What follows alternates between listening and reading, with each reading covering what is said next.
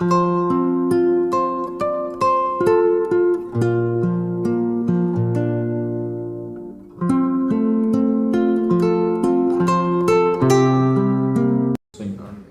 1, nós começamos na semana passada uma exposição no livro dos Salmos, e semana passada nós fizemos no início, acho que por uns 20 minutos ou meia hora, a apresentação do livro. Depois nós entramos propriamente no Salmo 1.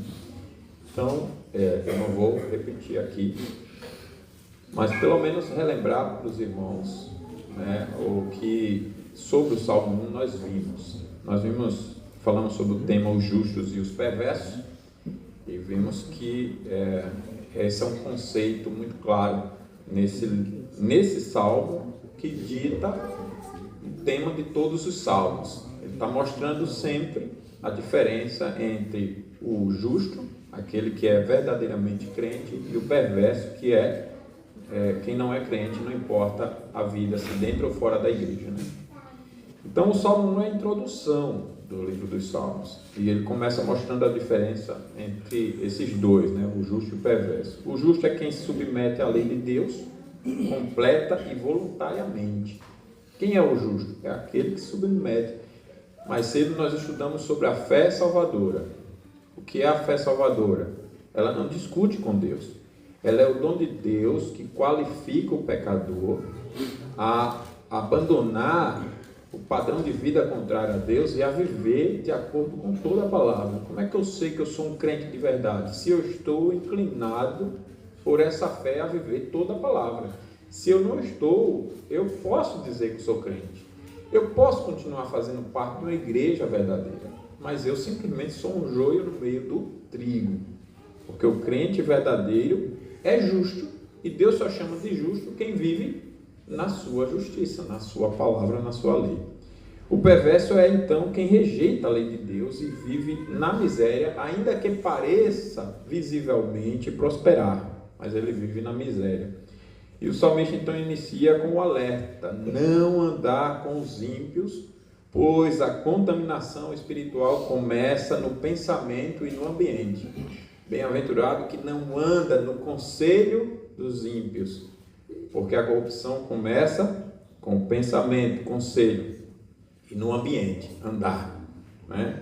Deus só é favorável àqueles que se dedicam zelosamente ao estudo da sua verdade, da verdade divina. Antes o seu prazer está na lei do Senhor, e na sua lei medita dia e de noite. Vimos que a corrupção sempre prevaleceu no mundo, de maneira que o caráter geral da vida dos homens nada mais é do que o contínuo afastamento da lei de Deus.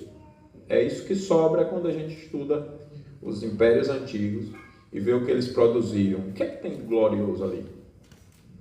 Traições, injustiças, mortes, né? Todo tipo de perversidade, incredulidade. Eu considero que a pessoa mais perigosa é a incrédula, porque para ela não tem limite, ela não tem temor de Deus. Então, ela pode estar ali na graça comum sendo freada, mas quando Deus solta, essa pessoa é extremamente perigosa. Ela não se importa com ninguém, não se importa com nada, né? Então, é assim o mundo. É impossível dedicar a mente, foi outra lição que nós aprendemos, a meditar na lei de Deus antes de nos separar da companhia dos ímpios. Não dá. Você se enche de conversa e sorriso e alegria num ambiente que conversa e se alegra. Sem Deus, você vai sendo paulatinamente influenciado por aquele ambiente. Você não consegue pensar em Deus, você tem que se isolar. Você tem que se afastar daquele meio para poder meditar na sua lei, na sua palavra. O que é essa reunião aqui? É a separação de um grupo que Deus escolheu da prática de todos os outros, não é? Olha que tem várias religiões se reunindo hoje, nesse dia, em vários lugares. Mas observe também quais são os padrões. Os mais variados, para você ter uma exclusividade de meditação de qualidade bíblica na palavra de Deus. Você tem que se isolar no padrão de Deus. Um grupo que pensa as mesmas coisas, porque é uma só fé, é um só Deus, é um só batismo, é uma só Bíblia, é uma só verdade. E para que estejamos plenamente cientes do nosso perigo, é necessário lembrar que o mundo está repleto de corrupção mortal. E o primeiro passo para viver, então, bem, é renunciar à companhia dos ímpios. Caso contrário, certamente os ímpios nos infectará com a sua corrupção completa, né? Então o Salmo afirma que é bem-aventurado, ou é feliz, ou é verdadeiramente feliz quem não tem comunhão com os ímpios. Esse é o pensamento resistido ou reprovado pelo mundo, mas essa é a palavra de Deus. Eu não tenho comunhão, eu não aprovo a prática, eu não digo que a pessoa está certa, eu reprovo, eu combato, eu rejeito, eu não pratico e ainda digo, isso aí é errado, está condenado. Ah, mas isso é falta de respeito. Falta de respeito é o médico ver a pessoa doente e não dizer que ela está doente e não dizer qual é o diagnóstico. Falta de respeito é o juiz aprovar o perverso para condenar o justo. Isso é falta de respeito com o justo. Então vai sempre ser falta de respeito. Agora, com o que eu estou faltando respeito? Eu não estou faltando respeito com Deus, nem com o que é moralmente correto, ao reprovar o errado. Percebe? Porque ou eu sou do lado da verdade, ou da mentira, ou da justiça, ou da injustiça. Então, o Salmo afirma isso claramente. Não há como ter vida feliz vivendo o padrão do mundo. Quem se torna amigo do mundo, se torna inimigo de Deus. Embora todos os homens desejem e busquem a felicidade, pode se entregar naturalmente aos seus pecados. Tanto que aqueles que mais se afastaram da justiça de Deus e se entregaram aos seus pecados são considerados pelo mundo felizes porque obtiveram os desejos de seus corações. Mas o Salmo afirma que todos os que não se afastam dos seus pecados são miseráveis, que são aqueles que não se dedicaram a meditar diariamente e ininterruptamente na lei de Deus. Esses são os miseráveis. Eles podem parecer prosperar. Tem muitos miseráveis que estão no poder, que acham que manda no mundo, coitados. Deus soltou a corda um pouquinho e eles já se acham dono das coisas. Quem dirige o mundo inteiro, influencia e ameaça todo mundo sou eu, porque eu estou aqui na presidência da república, ou na justiça, ou seja lá onde for, no exército, nas forças armadas. Olha, seja qual for a maior posição, se você estiver sem Deus, você é um miserável, né? A pessoa é miserável. Quem tem o controle de todas as coisas é Deus. E fazer tudo o que a pessoa quer e deseja o coração não é ser feliz. O verdadeiramente feliz é aquele que foi liberto dessa escravidão para voluntariamente servir a lei de Deus. Nós vimos também que o declínio do justo não começa com um desprezo orgulhoso por Deus, mas imediato, né? Veja bem, isso aqui também foi muito importante. O declínio dos justos não começa com uma radical rebelião contra Deus. É um passo a passo na sedução de Satanás, dando ouvidos aos maus conselhos, que vem de várias formas, e vai cedendo e fazendo concessões, sendo levado cada vez mais para longe de Deus, até que precipitem de cabeça na transgressão aberta. Então, o salmista coloca isso dizendo, bem-aventurado o varão que não anda no conselho dos ímpios, não se detém no caminho dos pecadores, nem se assenta. Não anda na companhia. Quem está andando na companhia está andando. Ele ainda não parou para abertamente se expor. Ele está na multidão, ele está andando. Mas enquanto todos estão andando e ele se interessa mais por aquele padrão, ele para com aquele que é perverso. Foi isso que nós vimos. E na hora que ele para, já mostrou uma diferença. Já está se evidenciando, se destacando dos demais. Eu não estou mais sem ser percebido no meio da multidão. Eu agora parei. E eu parei com quem? Com aquele ali que é perverso. E todo mundo já viu. Olha, fulano parou com aquele. E quando eu quero aprovar mais ainda aquele estilo de vida, eu sento com aquele. Por isso que ele colocou dessa forma, para mostrar o declínio. A pessoa não era tão identificada no início, mas ela parou com o perverso. Depois ela sentou como se fosse alguém da mesma família, simbolizando as transgressões abertas. Agora eu não tenho mais vergonha de esconder esse estilo de vida. Eu sou exatamente assim. E o alerta é para que tenhamos cuidado com nossas concessões. Se eu estou caminhando, se eu estou parando, ou se eu já estou sentado. Se eu ainda estou caminhando, já tenho que eliminar, né? Porque não vai demorar muito, eu vou parar. E não vai demorar muito, eu vou sentar com os ímpios. É por isso que o salmista começa prevenindo sobre a maldade que ainda não se manifesta abertamente. Em seguida, ele fala do caminho e depois do sentar. Então, hoje nós vamos falar, esse foi o tema, resumindo aqui, né? Nós vamos falar hoje sobre a felicidade verdadeira. Porque ele começa com essa palavra, bem-aventurado, né? Então nós vamos refletir um pouco sobre isso. Vamos ler juntos, então, apenas os versos 1 e 2 que nós... aliás, vamos ler juntos todo ele. De novo, né? Nós fizemos em semana passada, vamos juntos e em seguida a gente ora. Bem-aventurado o homem que não anda no conselho dos ímpios, não se detém no caminho dos pecadores, nem se assenta na roda dos escarnecedores. Antes o seu prazer está na lei do Senhor, e na sua lei medita de dia e de noite. Ele é como árvore plantada junto à corrente de águas, que no devido tempo dá o seu fruto, e cuja folhagem não murcha, e tudo quanto ele faz será bem sucedido. Os ímpios não são assim, são porém como a palha que o vento dispersa. Por isso os perversos não prevalecerão no juízo, nem os pecadores na congregação dos justos.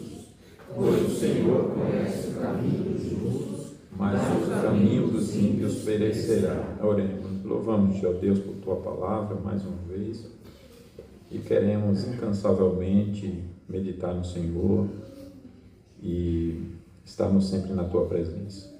Ajude-nos por Teu Espírito para que não haja dificuldade de entendimento e, consequentemente, de obediência, mas que nós alegremente sirvamos ao Senhor. Em nome de Jesus.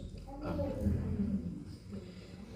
É natural, irmãos, então, que todos, sobre felicidade, busquemos a felicidade, porque fomos criados seres perfeitamente felizes, mas, desde o princípio, trocamos a felicidade pela miséria, inexplicavelmente.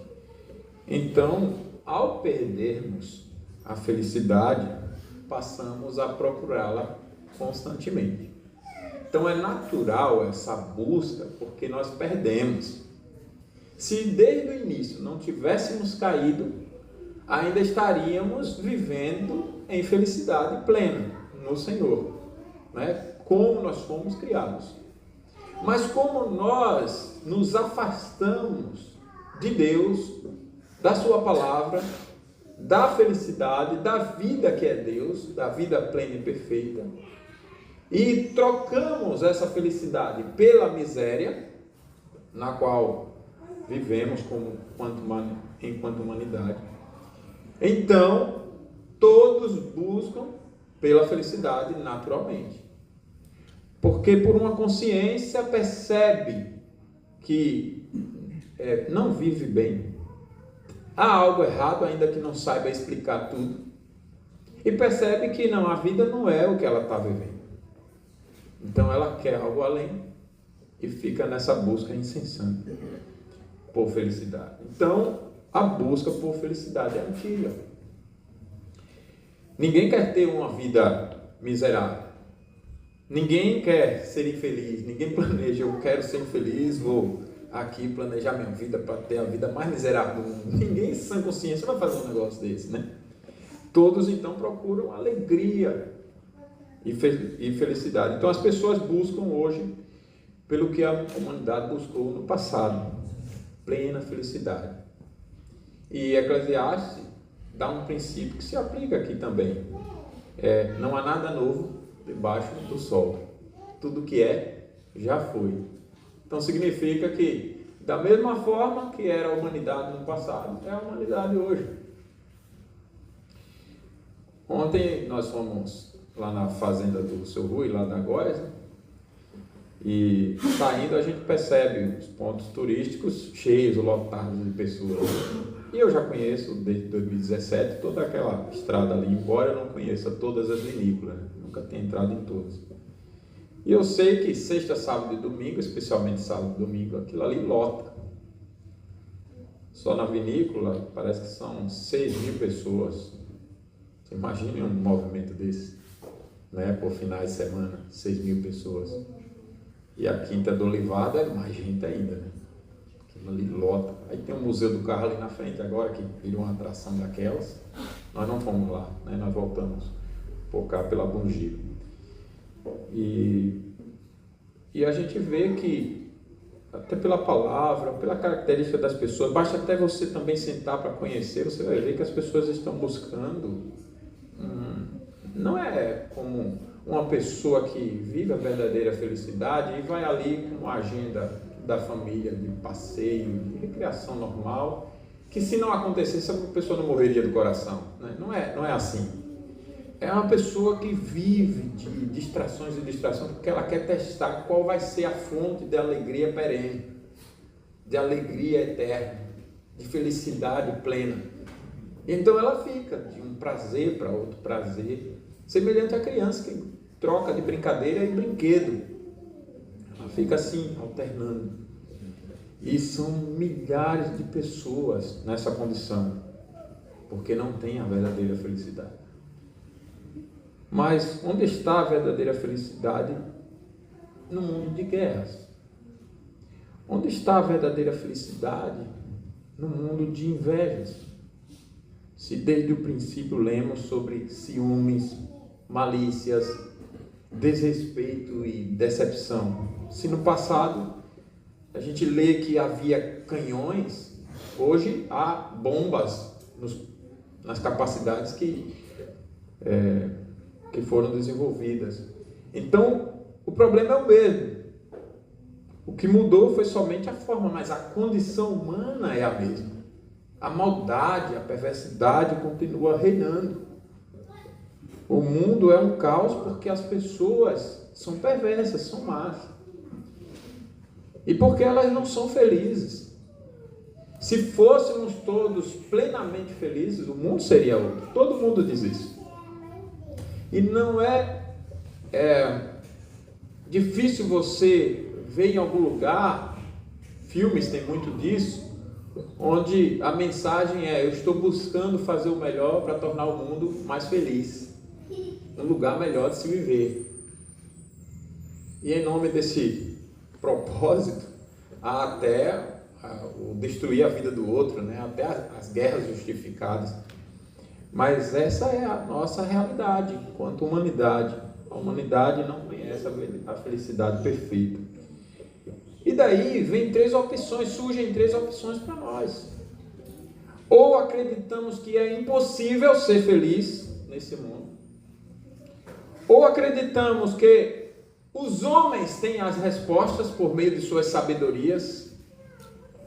Se a gente somar todo o entendimento humano, toda a produção humana, ao longo dos anos, e considerar até hoje tudo junto, suas filosofias, de repente podemos concluir: não, o ser humano tem resposta para essa felicidade.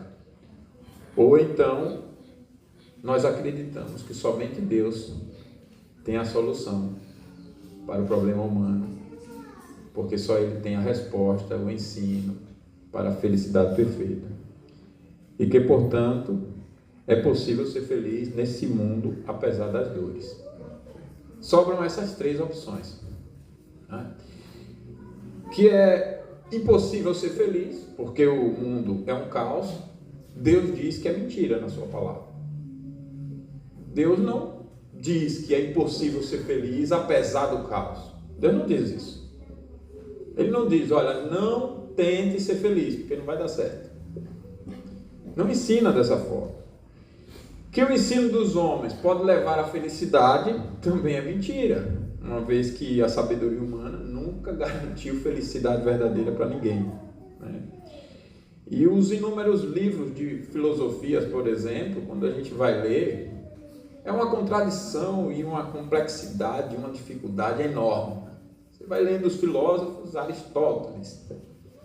Outro dia eu vi um professor de filosofia se orgulhando, dizendo bem assim, né? Tem alunos que, só porque fizeram um ano de filosofia e leram tais e tais autores, leram Aristóteles, Platão, e acham que já conhece tudo o que eles estavam explicando ali. Não conhece nem 10%.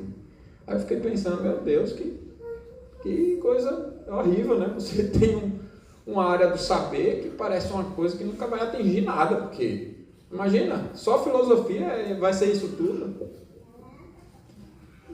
Então você vê como é complicado, mas a Bíblia não. Olha só a resposta de Deus.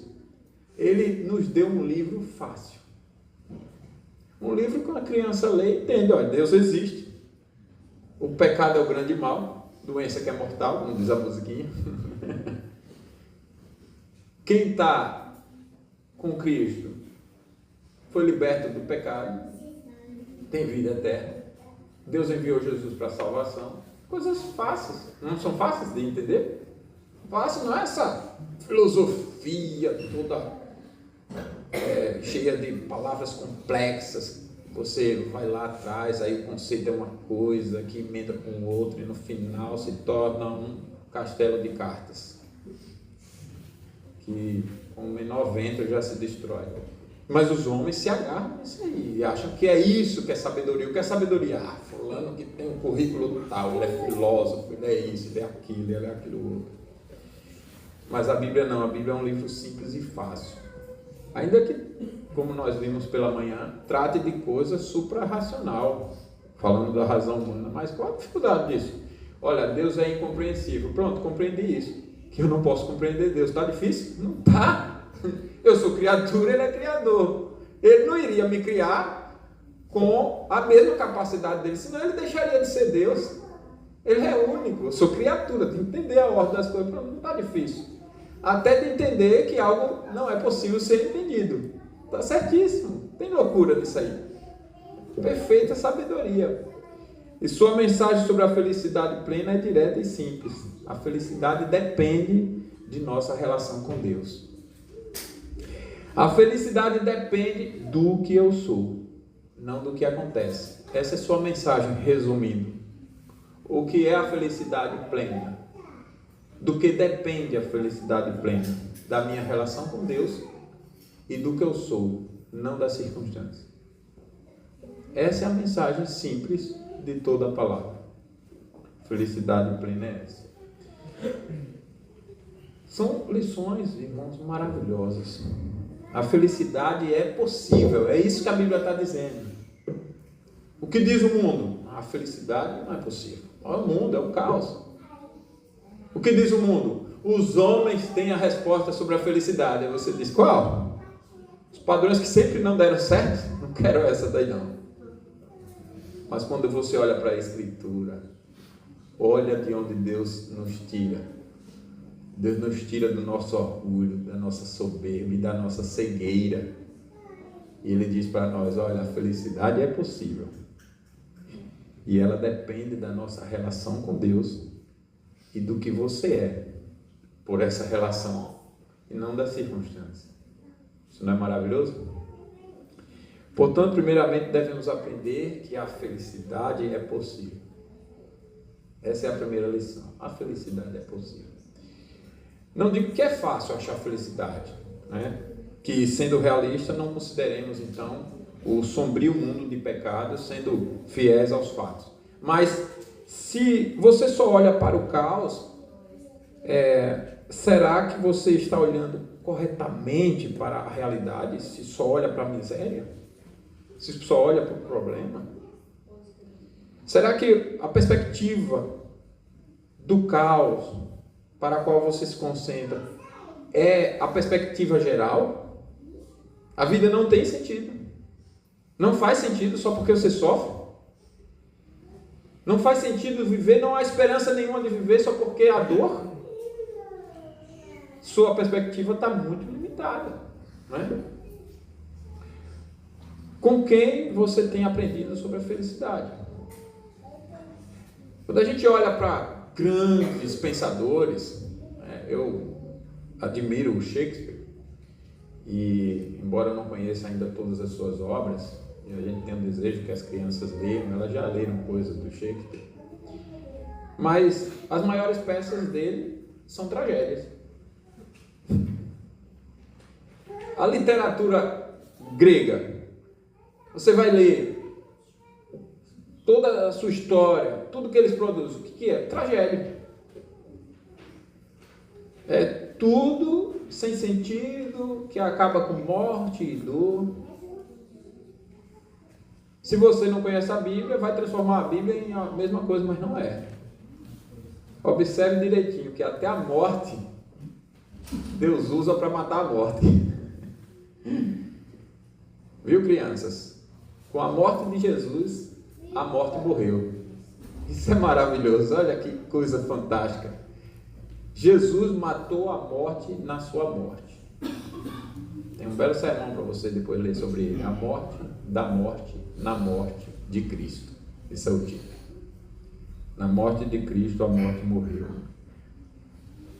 Então, o mundo é cheio de perspectiva e escreve sobre essas perspectivas sem esperança. E as propostas atuais são todas tragédias também.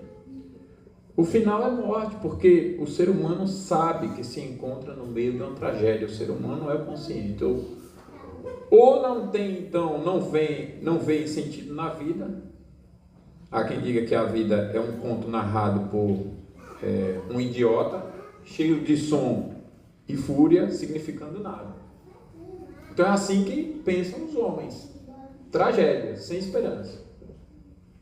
Qual é a perspectiva segura, real, que preenche sua alma de alegria e dá sentido pleno para a vida? Você olhar que o mundo veio do nada, que ninguém criou nada, e que por acaso, por zilhões de anos, que ninguém viu nem provou, as coisas foram vagarosamente e lentamente se desenvolvendo, sem propósito nenhum, e aí, do nada, o Sol ficou no lugar, se desenvolveu e ficou no lugarzinho perfeito que era necessário para dar vida à Terra. É uma loucura das loucuras, né? O homem tentando. E qual a esperança disso? Se não faz sentido nenhum, esses conceitos, ainda que considerados abstratos, de felicidade, de vida, de sentimentos honrados, como respeito, honra, alegria, amor, não vão fazer sentido nenhum para esse. E triste daqueles que vivem assim, né? Para que casa? Qual o sentido de casar? Já que ele olha assim, amor para ele não é nada. Olha para a realidade e nada faz sentido. Então, seu cônjuge não faz sentido estar ali. Não faz sentido ter casado, não faz sentido ter filho, porque nada disso faz sentido. É uma pessoa infeliz, percebe? Sem sentido na vida. Casou por quê? Tem filho por quê? Por nada. Tanto faz viver ou morrer? Olha que vida sem graça. Que propósito. Logo, não acreditem naqueles que dizem que a vida é uma tragédia, que é impossível ser feliz. Porque a Bíblia nega tudo isso. Portanto, ouçamos sobre a felicidade. Vocês precisam aprender, todos nós precisamos aprender a procurar a felicidade da maneira certa.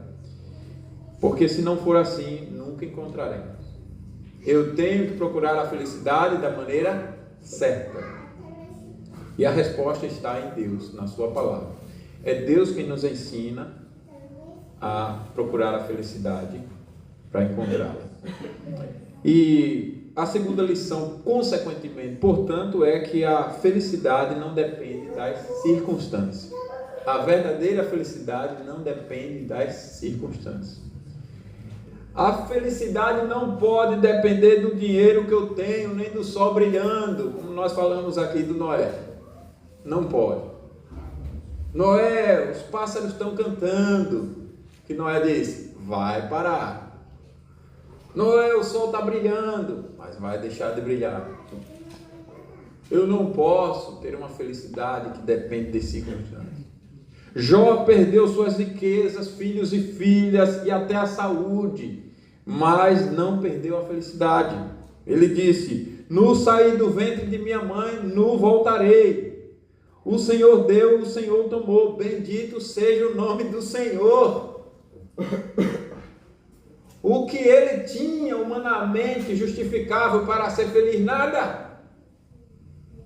Mas ele era o homem mais feliz da sua época, naquela condição.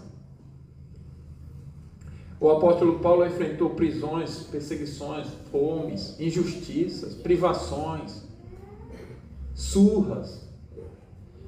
E ele escreve que apesar disso, ele experimentava o contentamento em qualquer situação.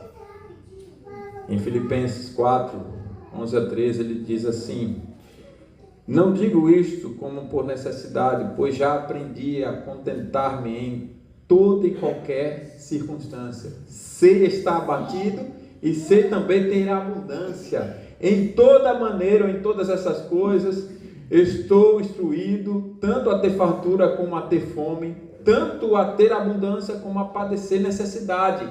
E nesse contexto, nesse sentido, que aplica num sentido diferente, ele diz, posso todas as coisas naquele que me fortalece. Ou seja, eu continuo feliz em Jesus, tanto na fartura como na escassez. Posso todas as coisas, é nisso. Não é que o pessoal tira do contexto, né, e diz, eu posso tudo, posso enfrentar o que for. Não foi isso que ele diz. E observe que ele está escrevendo da prisão. E Paulo demonstra uma alegria que vem de Cristo e não do conforto, não da circunstância, não da riqueza. E às vezes Deus quer usar nossas vidas assim. Ele quer mostrar para você o seguinte, você passou a vida toda e não conseguiu ter uma casa própria, não. A felicidade não está nisso. Jesus não tinha nem onde reclinar a cabeça. Não deixe de continuar tentando, mas pense nisso, a felicidade não está nessas coisas. Você tentou a vida toda ter um certificado de nível superior e não conseguiu, não se mate por isso. Você não conseguiu casar, não conseguiu ter filhos, também não é problema. Veja, são coisas comuns, saudáveis. Mas a gente não precisa, não quer dizer que você não deva ser diligente na vida e desenvolver para todas as áreas que Deus te dá para desenvolver. Mas o ponto é, não ponha nessas coisas a confiança. Temos que ser como Paulo, né? Saber estar contente em Jesus em todas as circunstâncias, tendo ou deixando de ter. Porque a felicidade não depende das circunstâncias. Terceiro, a felicidade não deve ser buscada como um fim em si mesmo. Olha aqui, quem já leu Harry Potter, né? Preste bem atenção que eu vou repetir. A felicidade não deve ser buscada como um fim em si mesmo. A felicidade, irmãos, é o resultado da minha relação com Deus e do que eu sou por essa relação. Como é que diz as perguntas 1 dos 2 catecismos de Westminster? Qual o fim principal do homem? Glorificar a Deus e, consequentemente, ser feliz nisso. Então, essa felicidade não vem primeiro. Algo vem primeiro para depois vir o resultado. É a minha relação com Deus, é a glória de Deus que vem primeiro. E o que eu sou nessa relação com Deus. Como consequência, a felicidade é vivida em qualquer circunstância. Observe sobre esse homem feliz aqui no Salmo 1, que o Salmo não diz que o homem feliz busca a felicidade. Diz assim, bem-aventurado o homem que não anda no conselho dos ímpios. Não é bem-aventurado, feliz é o homem que busca a felicidade, não é isso. Feliz é o homem que não anda no conselho dos ímpios. Preste bem isso aqui, preste bem atenção nisso aqui. Não anda no conselho dos ímpios. Viu, criança? Feliz é quem não. Porque nós somos um mundo de sim. Ninguém quer ser contrariado. Ninguém quer receber não. Mas Deus começa dizendo para você, não. Eu quero ser feliz, eu quero a vida assim. Não. Deus está dizendo, não, não é assim. Não vou aprovar uma felicidade desse jeito. Não vou conceder, não vou permitir. Não vai acontecer. Porque Deus é mau? Não. É porque eu e você somos maus. E aquilo que é contrário a Deus não pode ter dele o sim. Observe que o amém é apenas para aquilo que é de acordo com a palavra de Deus. Cristo é o amém. Não é isso? Então só em Cristo nós temos o sim. Fora de Cristo, fora de Deus, fora da sua palavra, é não. Então, bem-aventurado é o que não anda no conselho dos ímpios. Ele está dizendo, quer ser feliz? Não ande no conselho dos ímpios. Não ande no padrão do mundo. Não faça o que todo mundo faz. Antes, o seu prazer está na lei do Senhor e na sua lei medita de dia e de noite. Quem é o homem feliz? O que medita dia e noite na lei do Senhor para andar por ela. Esse é o homem feliz. O resultado da verdadeira da vida de acordo com a palavra de Deus é a verdadeira felicidade. Então esse homem do Salmo 1 é feliz porque não buscou a felicidade acima de tudo. Quem a procura nunca encontra. Caçá-la é como tentar, disse alguém, pegar uma bolha de sabão. No momento em que a apanha, ela se esvai, desfeita em mãos e não sobra nada. Eu busquei a verdadeira felicidade. Agora eu tenho o que eu achava que era a verdadeira felicidade. Riqueza, regalia. Eu tenho tudo, família, está tudo no lugar, está tudo em ordem, tudo prosperando, com ou sem a aprovação de Deus. Sem, então é uma bolha de sabão. Pegou? Se foi. Nunca façamos da felicidade um fim em si. A felicidade não depende das circunstâncias, depende da nossa relação com Deus e do que somos. Observe que a Bíblia diz, portanto, não vos inquieteis dizendo, que comeremos, que beberemos, ou com que nos vestiremos, porque os gentios é que procuram todas estas coisas, pois vosso Pai Celeste sabe que necessitais de todas elas. Buscai, pois, em primeiro lugar o reino de Deus e a sua justiça, e todas estas coisas vos serão acrescentadas. Portanto, não vos inquieteis com o dia de amanhã, pois o amanhã trará os seus cuidados. Basta cada dia o seu próprio mal. É isso que Jesus ensina. No livro do Harry Potter, eu sei que nem todos concordam e tal, mas eu acho ele riquíssimo para falar de Jesus. É porque nós corrompemos muitas coisas, até as palavras lá, mas ele é riquíssimo. Tem uma parte lá, Harry Potter e a pedra filosofal.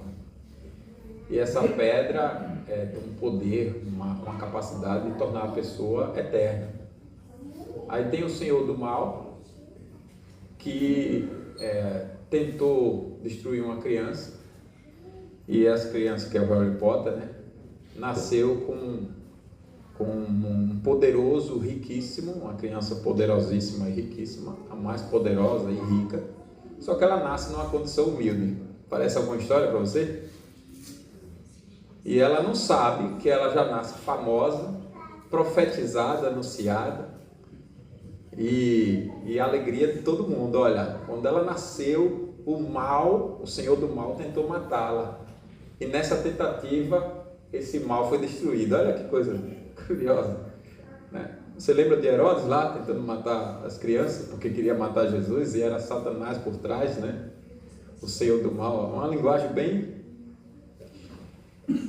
E daí tem um espelho, chamado espelho de Ogezete, a tradução brasileira, né? Que se você pegar essa palavra de trás para frente, forma que palavra? Desejo. Ogezete, desejo.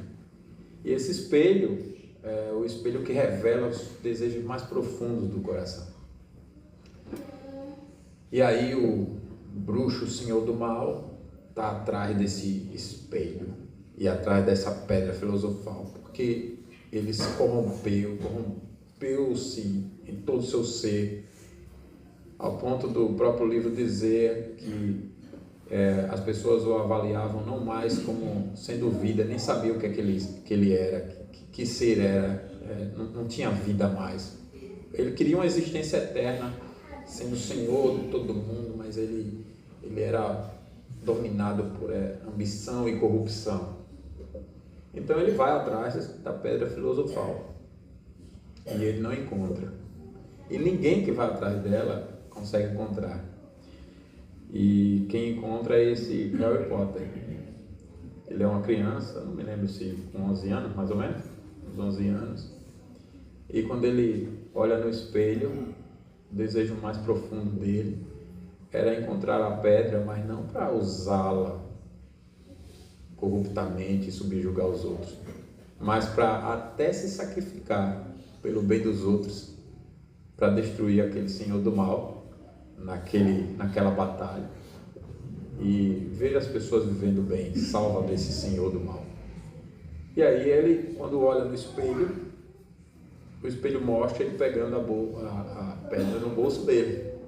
Procurava em todo lugar e a pedra se revelou e apareceu no bolso dele. E aí alguém vai dizer depois para ele pergunta: por que eu achei a pedra? Porque você não queria usá-la para o mal, para si mesmo. Você não estava procurando dela. É a linguagem bíblica sobre a felicidade. Quem encontra não estava procurando a felicidade.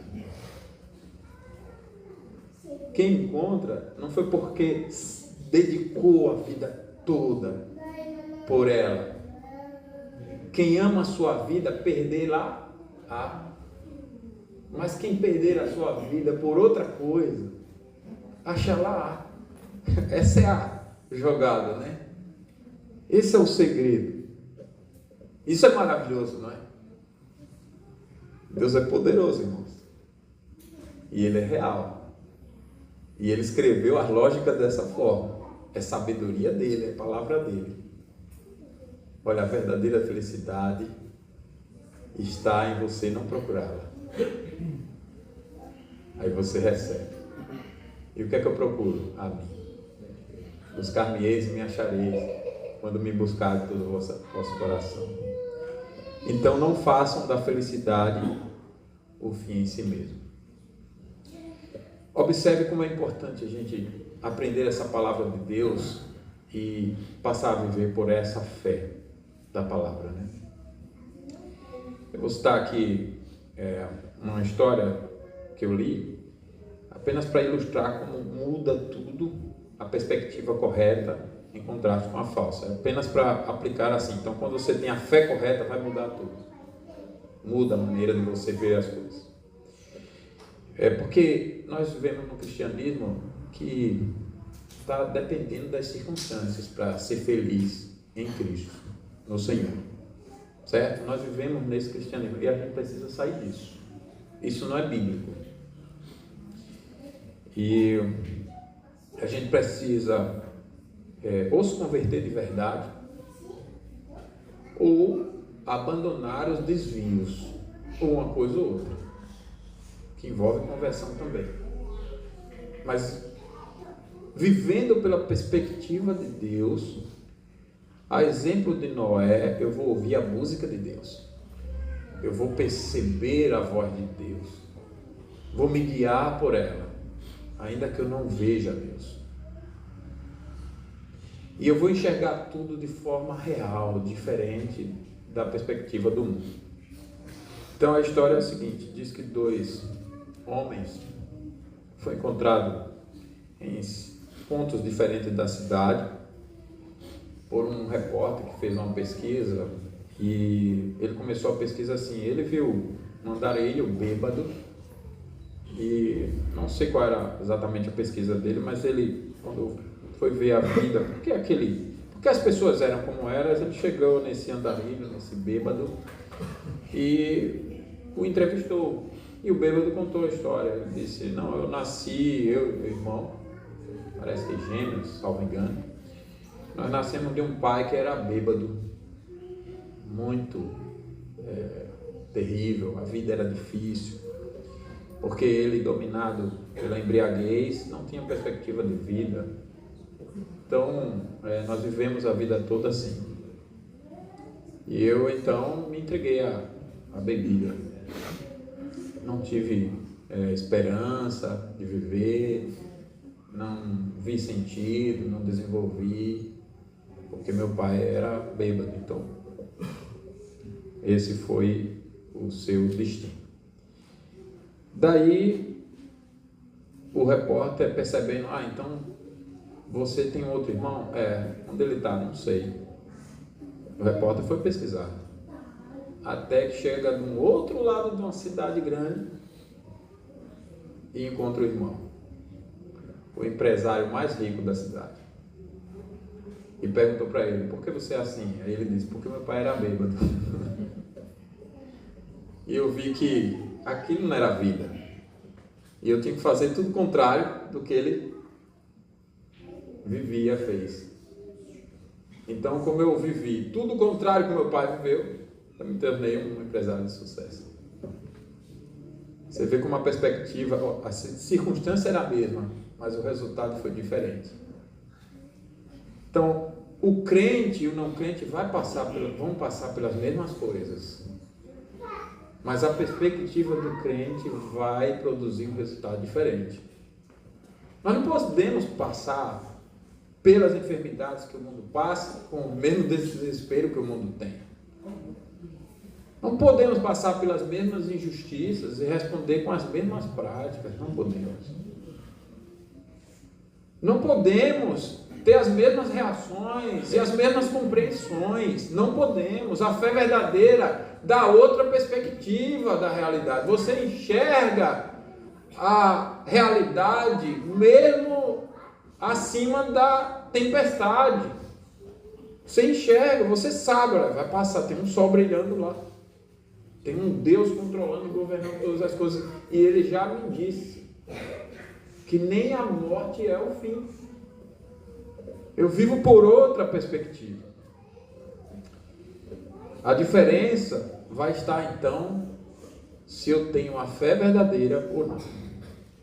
No Salmo 1 aqui aprendemos que é feliz o que não anda no padrão do mundo. Nós vamos falar mais sobre meditar a palavra de Deus. Eu acho que vai demorar muito, viu, Eudes? No Salmo 1. E eu não estou dessa vez com a pressa de terminar. Nem sei se ficar 10 anos só no Salmo 1, vai ficar no Salmo 1. Mas a gente ainda vai meditar sobre o que significa se assentar na roda dos escarnecedores. Nós vamos meditar sobre o que é meditar na lei do Senhor. Nós vamos ainda avançar. Virão ainda vários sermões aí. Então, guardemos algumas lições. Primeiro, devemos ser realistas, porque a Bíblia é o livro mais realista do mundo. Então, ele começa mostrando o mundo como ele é. No princípio, Deus cria tudo muito bem, mas os homens se rebelam e o caos está aí. Ele não muda a história. Ele é realista. E já acontece de um irmão matar o outro irmão na primeira família. Ele é realista. A maldade tomando conta da humanidade. Ele não diz que o mundo é um mar de rosa. Agora, a Bíblia mostra que sem Cristo todos estão perdidos. Ele é realista. O mundo é um caos mesmo. Não acredito que não há esperança, porque Deus está dizendo que tem esperança em Jesus, mas Ele está dizendo, é um caos mesmo, é isso aí mesmo. Agora, não é que não há esperança, Jesus é a esperança. Essa é a mensagem de Deus. Meu filho é a esperança. Meu filho é a salvação. Meu filho é o único que justifica o pecador e o transforma numa nova criatura. Aquele que tem prazer em ofender, que é perverso, pode ser transformado no outro, no que tem prazer na lei do Senhor, para meditar nela ininterruptamente e viver por ela. Segundo, devemos reconhecer onde estamos agora. Quer dizer, segundo não, é um subponto desse, né? Então, devemos reconhecer, já que nós devemos ser realistas, onde nós estamos agora. Onde é que eu começo para ter uma vida feliz e tal? Encarando onde você está. Observe qual é a sua circunstância hoje. Eu estou com ou sem Deus? Eu estou com Deus, mas como? Como a igreja de Éfeso, que abandonou o seu primeiro amor, admita isso. Não, eu não abandonei. Eu nego tudo que a Bíblia diz que eu peco. Eu nego. Então, você está orgulhoso. Se hoje ouvis a voz do Senhor, não endureçais. Faça um autoexame honesto e fiel. Comece onde você está e olha assim, olha, eu não perdoo como a Bíblia manda. Eu não amo. Eu tenho ódio de fulano, de Beltrano, isso aqui. Então, irmão, você não está bem. Você acha que está bem? Estou. Então, você está pior do que ele. Porque você consegue estar bem estando reprovado. Devemos então encarar nós mesmos. E só a Bíblia nos ajuda a saber onde estamos. Por isso, meditar na lei do Senhor. Ainda nisso, de encarar a realidade, devemos reconhecer que não há esperança para os homens e mulheres enquanto não se convencerem do pecado. Isso serve para nós como crentes. Se eu não me convenço dos meus pecados, eu não os reconheço, não corro para Jesus para ser transformado por Ele, consequentemente eu não me arrependo e não sou curado. Então eu tenho que reconhecer os meus pecados e saber que só há esperança se houver esse reconhecimento da graça, produzido pela graça. O bem-aventurado é o que não anda. O feliz é o que não anda. No conceito dos ímpios, eu preciso reconhecer. Eu estou andando nesses conceitos. Meu padrão de masculinidade, feminilidade, marido, esposa, pai, criação de filhos, meu padrão de família, meu padrão de profissão, planejamento da vida, de administração do tempo, das finanças, meu padrão de recreação, meu padrão de amizade, de política, do que for, de economia, do que for. Meu padrão é tudo do mundo, de religiosidade é do mundo, não é de Deus. Então, reconheço. Quando Deus nos exorta dizendo, bem-aventurado é quem não anda nesse padrão, é para que a gente reconheça e fuja desse padrão. Eu preciso de Cristo para essa salvação. Terceiro, devemos fazer um diagnóstico espiritual correto. Então não aceite paliativos para abrandar a dor, ou então, em outra linguagem, te fazer feliz.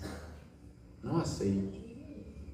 Às vezes, o problema está no tal pecado, mas aí você vai atrás de alguém que vai lhe dar um paliativo, vai dizer outras coisas. Conversava essa semana sobre os pais que decidiram evitar tratamento de psicólogo com seus filhos, porque mesmo psicólogos crentes tratavam das perspectivas sem Cristo, sem pecado, sem a Bíblia, sem a palavra. Certo, está certíssimo os pais. Você faz psicologia no Mackenzie e vai ser treinado numa instituição da presbiteriana, porque tem que fazer um juramento lá, sei lá das quantas. a falar de tudo sem chegar no pecado. Isso não é perspectiva bíblica de aconselhamento, de tratamento, de nada. É paliativos para te fazer feliz. O que é que te deixa se sentindo melhor? Ai, não ir ao culto, toda vez que eu saio arrasado. Então não vá, diga-se para pastor para mudar. É o que vão dizer, sabe? Mas você vai como psicólogo para o inferno. E lá depois quem vai ajudar quem? O psicólogo vai estar lá, eu quero ajuda para você. Mas já é tarde, né? Quarto, reconheça o mal do pecado e admita a necessidade de arrependimento. O pecado é o grande mal mesmo. A musiquinha é boa de cantar, mas ela fala de uma coisa terrível. O pecado é gravíssimo. Nós estudávamos ontem pela manhã com o Jean, foi, Jean? Tem vários livros, não dá para explicar tudo aqui agora, mas vendo como o pecado transforma tudo de bom para o mal, porque você pode orar com motivação pecaminosa, você pode cantar com motivação pecaminosa, ler a Bíblia com motivação pecaminosa, pregar com motivação pecaminosa, dar sua vida por alguém por motivação pecaminosa. Você acha que é fácil? Que é uma coisa com a qual você brinque? Ainda que eu entregue meu corpo para ser queimado se não tiver amor. É a Bíblia quem diz. Ainda que eu venda todos os meus bens e dê aos pobres, se eu não tiver amor. É possível então fazer isso.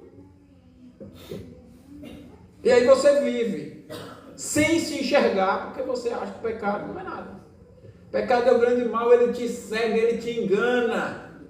E você vai sempre se repetir: eu sou bom, eu não preciso dessa exortação, dessa palavra, desse conselho, desse ensino, eu não preciso. Você vai negando tudo e você não percebe que você está indo para a perdição. Então considere a gravidade do pecado. Tem um livro de umas 100 páginas, 80, né? Eu sugeri para o Jean e vou sugerir para todos. O Amor Expulsivo de um Novo Afeto, do Thomas Kelly. Ler esse livro, para você entender a dinâmica, né, da graça em nós. Um outro é As Várias Faces do Eu, lá de Jair de Almeida. Não sei qual editora ele relançou agora. Teve um outro que eu indiquei, esqueci agora. Tem um Brecha em Nossa Santidade, mas falando sobre outra coisa, mas vai nos ajudar a ver toda essa diferença, né? Mas Brecha em Nossa Santidade, um livro excelente para falar do pecado, né? E de que é possível viver a santidade aqui agora, mas não brinque com o pecado. Quando você olha historicamente, ninguém dissecou mais o pecado do que os puritanos. Pode pegar, eu faço uma aposta com você. Pegue todo o material de todos os melhores teólogos sobre os 10 mandamentos e compare com o dos puritanos no Catecismo Maior e veja se fazem a mesma leitura, com a mesma profundidade e fidelidade. Você vai ver que não faz. Já são várias questões só para tratar do prefácio. Como eu devo me preparar para entender a lei de Deus? Aí várias questões, acho que 8 ou 9 considerações só para introduzir. Aí depois vem um estudo só sobre a introdução, prefácio. Eu sou o Senhor teu Deus que te tirei da terra do Egito, da casa da escravidão. Eles vão esboçar o que é isso aí. Aí depois vem: não terás outros deuses diante de mim. Ele vai mostrar quais são as exigências todas na Bíblia, quais são os pecados todos condenados. E o mandamento que tiver questão anexa, ele ainda vai mostrar a questão anexa. Só para eu ver, porque assim, veja, bem-aventurado o varão que não anda, antes o seu prazer está na lei do Senhor, e nela medita quando? Dia e noite. Então é alguém que conhece bem, melhor do que o músico que treina dia e noite. Música é a pessoa que anda na lei do Senhor. Aí deixa eu só fazer um teste. Qual é o primeiro mandamento? Segundo. Terceiro. Quarto. Quinto. Sexto. Sétimo. Oitavo. Nono. Seria não furtarás, não matarás, isso. E o último, o 10º, não cobiçarás. Agora traz para frente. Não cobiçarás, não dirás falso testemunho, não furtarás, não adulterarás, não matarás, honra pai e mãe, lembra-te do dia de salvo, não tomarás o nome do Senhor teu Deus em vão, não farás para ti imagem de escultura, não terás outro Deus de ti. Você tem que ter isso na mente, de trás para frente. Se nem saber você sabe, você vive, não tem como. Percebe? Não tem como. E aí a gente dá uma de doutor da Bíblia toda. Para dissecar o pecado, é um problema muito maior. É por isso que há tanto conflito. O pastor prega e você acha que está rebatendo. Ô pastor, você está rebatendo Deus.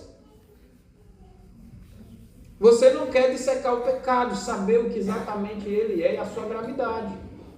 Então por isso você acha que não há nada demais. Se você falta um dia que você quiser e desrespeita o conselho da igreja e diz, eu vim porque eu não quero.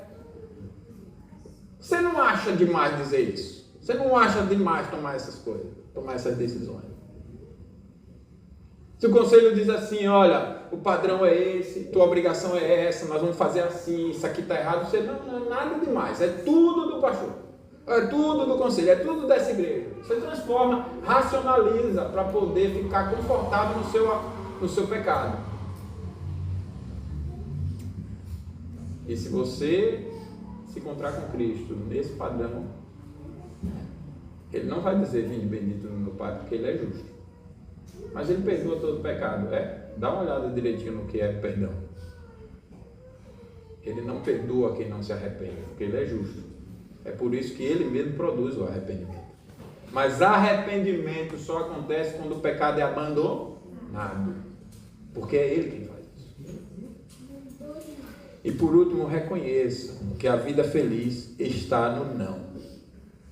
Onde é que está a vida feliz? No não de Deus a tudo aquilo que você creu e confiou fora dele. A vida feliz está no não. Pai, saiba dizer não. Dá para não exagerar. Tem um sim. Mas ensina a criança, filho, isso aqui é não. Por quê? Porque eu te amo. Saiba pôr limites. Nós somos de uma sociedade que diz que não é para dizer não. Não. Não diga sim a não dizer não. Exatamente.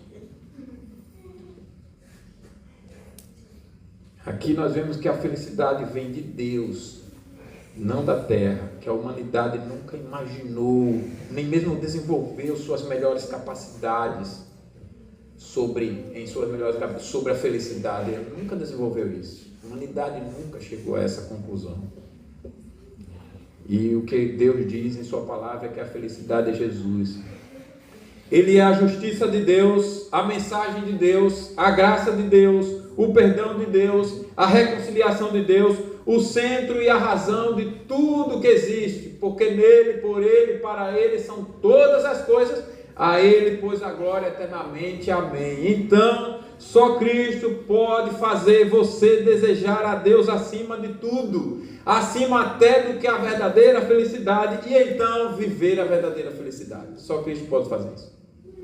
Só Ele pode mudar o seu coração, e por isso um homem convertido, e tão íntegro e piedoso como era Davi, quando pecou contra Deus, dissecou o pecado e percebeu que era além da sua capacidade de exauri-lo e sondá-lo, e ele diz, vê se há em mim algum caminho mau, e guia-me pelo caminho eterno.